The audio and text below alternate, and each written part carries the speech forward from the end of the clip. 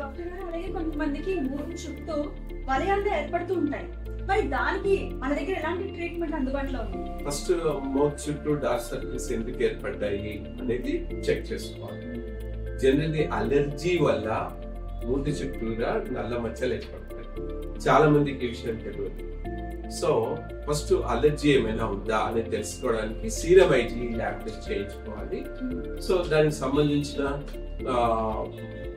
Medicines, కొన్ని రకాల medicines ఉంటాయి. ముఖ్యంగా పాండ్స్ కోల్డ్ క్రీమ్ రోజు 2-3 సార్లు పెట్టి, కొన్ని రకాల ఆయింట్మెంట్స్ అండ్ విటమిన్ సి టాబ్లెట్లు and iron tonic daily 1 spoon తాగట్టు. మెయిన్ కూరగాయలు, ఆకుకూరలు బాగా తీసుకుంటే ఈ డార్క్ సర్కిల్స్ కూడా తగ్గిపోతాయి. డార్క్ సర్కిల్స్ కి ఇంకా స్పెసిఫిక్ గా వేరే కాస్మెటిక్ ట్రీట్మెంట్ ఏం అవసరం లేదండి. ఈ చెప్పినట్టు ఈ మెడిసిన్స్ అండ్ డైట్ కంట్రోల్ ఇవన్నీ యాడ్ చేస్తే డార్క్ సర్కిల్స్ కూడా తగ్గిపోతాయి.